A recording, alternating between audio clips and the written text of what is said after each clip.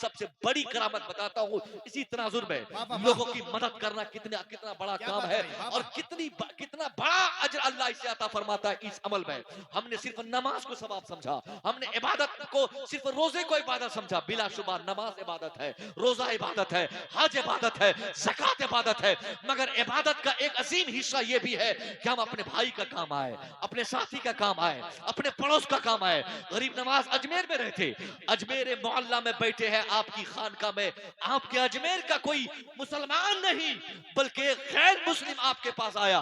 गैर मुस्लिम फरियाद लेके आया, कहा हुजूर मैं आपके अजमेर का एक अदना सा फर्द हूँ, इसी इलाके में रहता हूँ, मैं किसान हूँ, मैं काश्तकार हूँ, मेरे पास चंद बीघा जमीन थी, उसी जमीन को मैं जोतता था, उस पर मेहनत करता था, फावड़े कुदाली चलाता था, वो जमीन जो अनाज देती थी उससे हम अपनी बीवी बाल बच्चों की परवरिश करते।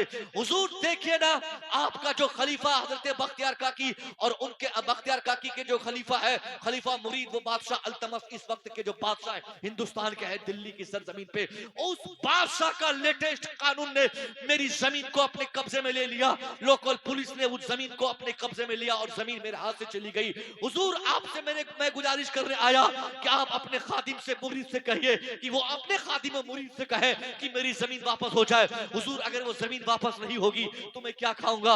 हुजूर वो जमीन नहीं आएगी तो मेरे बच्चे क्या खाएंगे? सरकार गरीब नवाज वक्त के पीर है, वक्त के मुर्शिद कामिल है, एक बहुत जबरदस्त वली कामिल, जिनके दम कदम से, जिनकी खिदमत से 1-2 हजार नहीं 90 लाख लोगों को ईमान की दौलत मिली।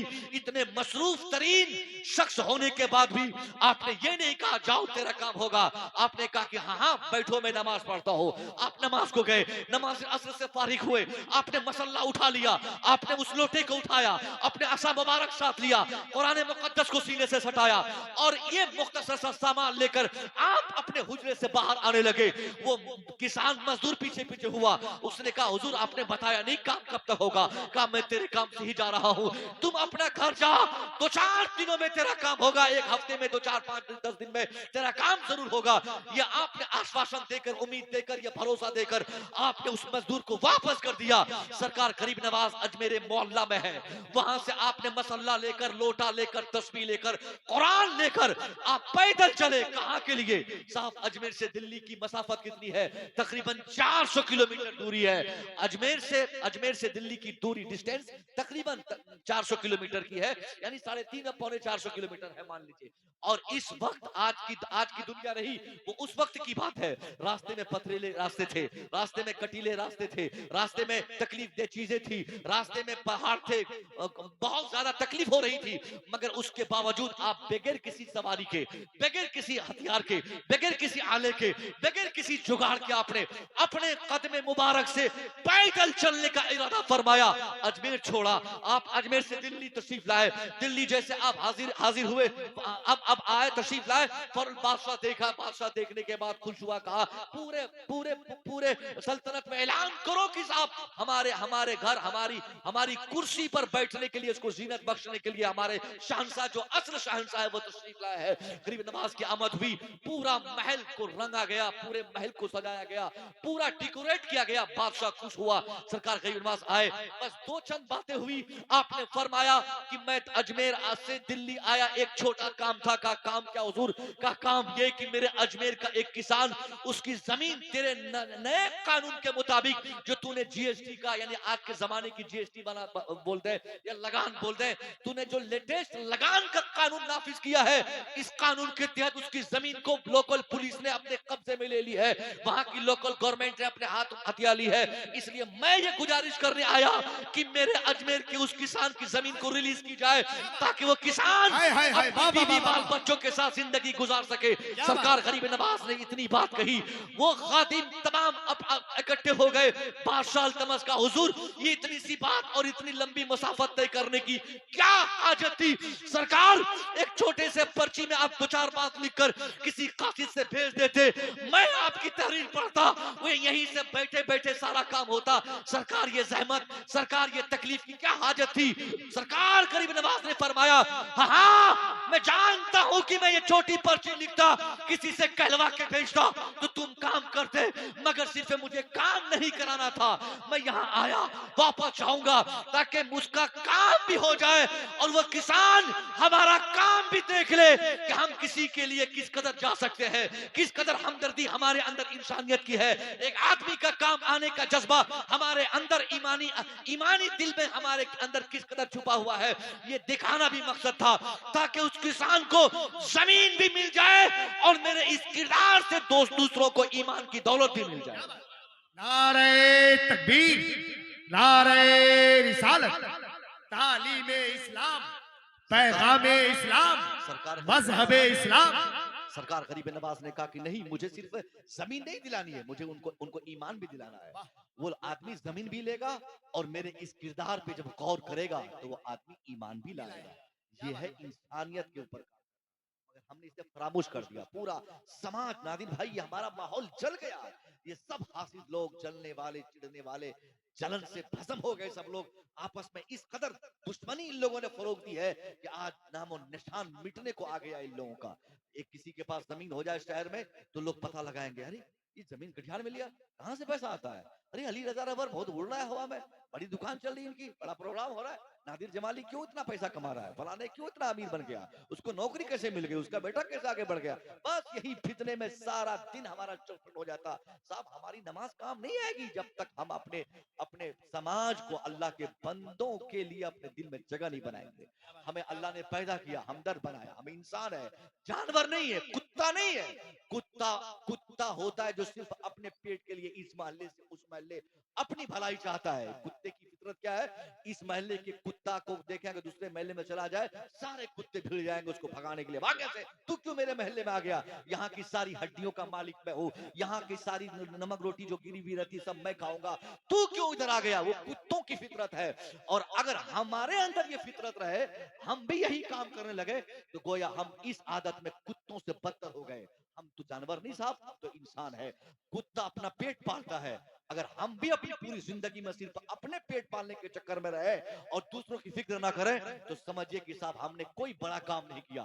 हम इंसान हैं, अल्लाह ने पैदा किया है इसलिए ताकि हम अपना भी काम चलाए और हमारी वजह से दूसरों का भी काम चले, दूसरों का फायदा हो, दूसरों की भलाई छुपी रहे। हम भूल गए उस बात को। सरकार दो आलम ने सैयदा आयशा से फरमाया, आयशा मांग, आज क्या मांगती है? आयशा तू आज जो मांगेगी मैं दूंगा। शौहर अगर बीवी से आज इस जमाने में कहे कि तू मांग क्या मांग रही है, तो आज की हमारी बहनें अपने शौहर से कहेंगी कि चलिए वो बसोबास अपने नाम मेरे नाम पे कर दीजिए, वो 2-4 कट्ठा जमीन जो बची हुई है सब लिख दीजिए, वो पैसे जितने अकाउंट में मेरे नाम पे ट्रांसफर कीजिए, और जो पॉकेट में पैसे हैं वो जेवर महल जाके सारे जेवरात खरीद दीजिए। अब एक मतलब जब तक भिखारी नहीं बना देंगी हमारी बेटियां, हमारी बहनें अपने शौहर को, तब तक उसका दिल नहीं भरेगा। सैयदा आयशा से हुजूर ने फरमाया, आयशा बोल तू क्या चाहती है, आज तू जो मांगेगी मैं दूंगा। आप भी कल सुबह अपनी बीवी से कहिएगा और आजमा लीजिएगा, रिजल्ट सामने आ जाएगा। तत्काल में कहेगी जल्दी चलिए कचहरी चल, पहले बसोबास दीजिए। उसके बाद चूंकि पता नहीं आपकी बेटी दामाद वगैरह सब हो जाएंगे, सब बाद में क्या करेंगे मेरे साथ न जाने, इसलिए बसोबास लिख दीजिए। मगर सैयदा आयशा की बात है, मोमिनों की माँ की बात है। सैयदा आयशा कहती, हुजूर मैं थोड़ी देर के लिए मोहलत चाहती हूँ, अपने अब्बा हुजूर से मशवरा कर लूं कि इस संदर्भ में, इस ताल्लुक से मेरे वालिद मोहतरम क्या कहते हैं, क्या मांगने को कहते हैं। सैयदा आयशा दौड़े आई, का अब्बा हुजूर मेरे शौहर ने आज मुझे एक बहुत बड़ा चांस दिया है, मैं आज जो मुतालबा करूंगी मेरे शौहर वो अता करेंगे। हुजूर अब्बा आप बताइए कि मैं क्या मांगू। इतना सुनना था, सिद्दीक अकबर खुश हो गए, कहा बेटी आयशा बड़ा अच्छा मौका, बड़ी अच्छी अपॉर्चुनिटी, बड़ा अच्छा चांस तेरे शौहर ने दिया है। एक इंतजार था, मेरी बेटी जा अपने शौहर से कहना कोई सामान मत मांग उनसे, घर जमीन मत मांग उनसे। बेटी एक इंतजार था मेरा कि कभी ऐसा चांस आए, हुजूर बोले तो मैं किसी तरह किसी से कहलवाऊं या खुद से कहूं। का अब्बा क्या मौका तलाश रहे थे?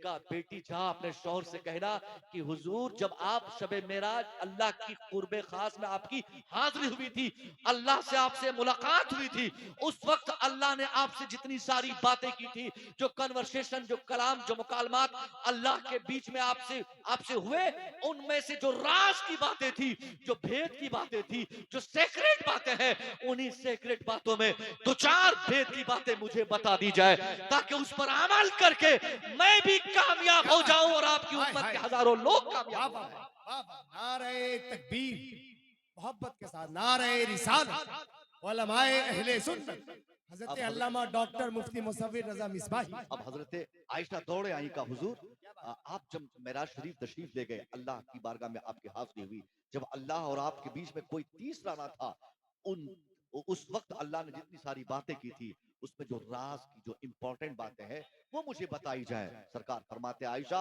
राज को राज रहने दो, राज मत उगलो, मजा नहीं आएगा। सैयदा आयशा कहते हुजूर, एट एनी हाउ आपको बताना होगा। आपने कहा था कि मैं जो मांगूंगी आप देंगे, यही मेरी मांग है, यही मेरा मुतालबा है, मैं यही जानना चाहती हूँ। हुजूर ने कहा आयशा नहीं मानेगी तो आगे बढ़।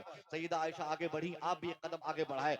आपने कहा आयशा सुन, अल्लाह की बारगाह में जब मेरी हाजिरी हुई, जब अल्लाह ने मुझसे, अल्लाह के बीच में जो हमारे कन्वर्सेशन हुए, जो बातचीत हुई, उनमें से जो राज की बात थी, जो आज तक मैंने किसी को नहीं बताया, वो राज की बात यह है आयशा सुन, मेरा मेरा रब फरमाता है, ए मेरे नबी, आपके चाहने वालों में या मेरे बंदों में, दूसरी रिवायत के मुताबिक मेरे बंदों में जो भी बंदा किसी गड्ढे में गिरते हुए इंसान को संभाल लेगा, किसी रोते इंसान को हंसा देगा, किसी तड़पते इंसान की तड़प में काम आएगा, हाय, किसी हाय। इंसान के दुख और मुसीबत में उसको उसके लिए वो खड़ा रहेगा। ए आयशा, मेरा रब फरमाया, ए मेरे नबी, बहैसियत रब मुझ पर लाजिम होगा कि मैं ऐसे बंदे को बगैर हिसाब के डायरेक्ट जन्नत अता कर दूं। अरे तकबीर, नारे रिसालत। किस बंदे को? जो किसी इंसान की तड़प में काम आएगा, किसी के रोने में काम आएगा, किसी की मजबूरी में काम आएगा, किसी की तकलीफ में काम आएगा, किसी का आंसू पूछेगा, उसके लिए रब का वादा है। वैसे तो अल्लाह पर कुछ भी लाजिम नहीं है, कोई जरूरी नहीं है। 5,000 साल के नमाजी को अल्लाह चाहे तो जन्नत भेज दे, उस पर जरूरी नहीं कि जन्नत भेजे। क्या यही उसूल है, यही अकायद की किताबों में यही बताया गया है कि अल्लाह पर कुछ भी जरूरी नहीं है। न जन्नत देना, न जहन्नम देना, न दौलत देना, न शोहरत देना, कुछ भी जरूरी नहीं है। अल्लाह की मेहरबानियां है कि अल्लाह अपने से अपने ऊपर कुछ लाजिम कर ले तो अल्लाह की मेहरबानी। आयत की किताबों में, शरह कायद में यही बताया गया है कि ये अल्लाह जब अपने ऊपर लाजिम कर ले, तो रब ने लाजिम किया कि मेरे ऊपर जरूरी होगा कि मैं ऐसे बंदे को, जो बंदा किसी का आंसू पोंछेगा, मैं बगैर किसी हिसाब के उसे जन्नत गिफ्ट कर दूंगा। कहिए ना सुभान अल्लाह। अब सैयदा आयशा सुनी, दौड़ी आई अपने अब्बा के बारगाह में, अब्बा ये बड़ी खुशी की बात है, बड़ी मसरत की बात है। कहा क्या बेटी, सुना क्या कहा तेरे शौहर ने? कहा अब्बा, मेरे शौहर ने फरमाया कि रब का वादा है, जो इंसान किसी दुखिया का काम आए, किसी की तकलीफ में काम आए, किसी गड्ढे में गिरते को संभाले, किसी का आंसू पोछे, रब ने वादा फरमाया है कि मैं इसे बंदे को बगैर किसी हिसाब के डायरेक्ट जन्नत पहुंचा दूंगा, जन्नत भेज दूंगा। अब इतना सुनना था कि सिद्दीक अकबर रोने लगे, उनकी आंखें बहने लगी, दाढ़ी भीग गई। सैयदा आयशा कहती है अब्बा, ये तो रोने की बात नहीं, आप क्यों रो रहे हैं? अब्बा, हम लोगों ने बहुत लोगों की मदद की है। अब्बा, किसी एक बंदे के बदले में भी अल्लाह हमें जन्नत दे दे तो हम कामयाब है, तो आप रो क्यों रहे हैं? सरकार सिद्दीक अकबर ने फरमाया, बेटी आयशा, तूने रब के फरमान का सिर्फ एक पहलू पे गौर किया, इसको पलटो, इस फरमाने इलाही को पलट दो और फिर गौर करो कि इसका क्या मतलब निकलता है। ए आयशा, मेरी बेटी, रब ने क्या कहा? जो इंसान किसी का आंसू पूछेगा, मैं उसे डायरेक्ट जन्नत भेजूंगा। इसी फरमाने इलाही का दूसरा रुख ये कहता है कि जो बंदा किसी को रुलाएगा, मैं उसे डायरेक्ट जहन्नम भेज दूंगा। आयशा, मैं इसलिए नहीं रोता, बल्कि मैं इसलिए रो रहा हूं कि मेरे बचे हुए अय्याम, बचे हुए पल, बची हुई जिंदगी में कहीं ऐसा ना हो जाए कि मुझसे किसी इंसान को तकलीफ पहुंच जाए। अब तो आयशा, मैं अपने रब से कुछ नहीं मांगूंगा, मैं सिर्फ यही मांगता हूं, अल्लाह, जितने दिन बचे हैं मुझे कभी ऐसी तौफीक ना हो, कभी मेरे लिए ऐसा दिन ना आए कि मुझसे किसी बंदे को तकलीफ हो जाए। ये सिद्दीक अकबर ने कहा। मगर हम लोग पीछे पड़े रहते, अपने गांव वालों के, अपने समाज के, अपने लोगों के, अपने भाइयों के जला के खत्म कर दिया हमने। ये जलन है, ये दिल में हमने जो रखी है साहब, इसको निकालें।